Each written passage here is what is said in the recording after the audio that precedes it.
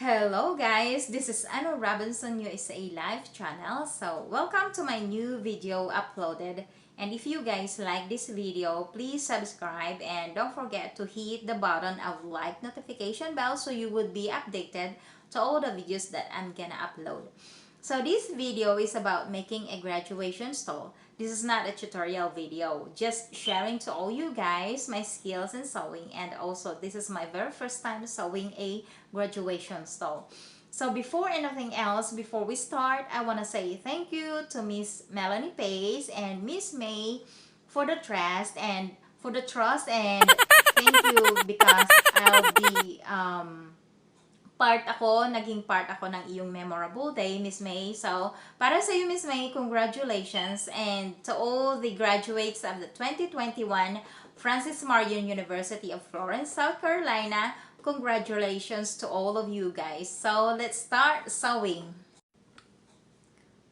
So, ayan guys, magandang araw sa inyong lahat. Dito sa amin ngayon is April 26, I think.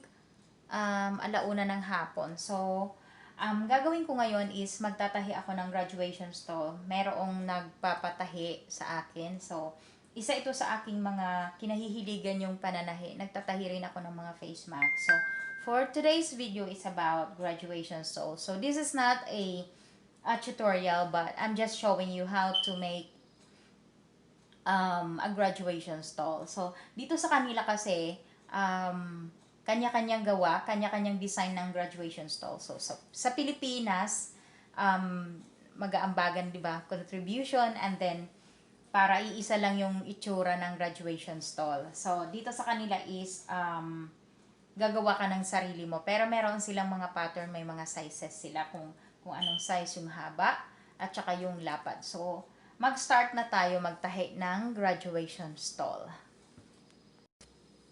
So, ayan guys, samahan nyo ako magtahi ng graduation stole.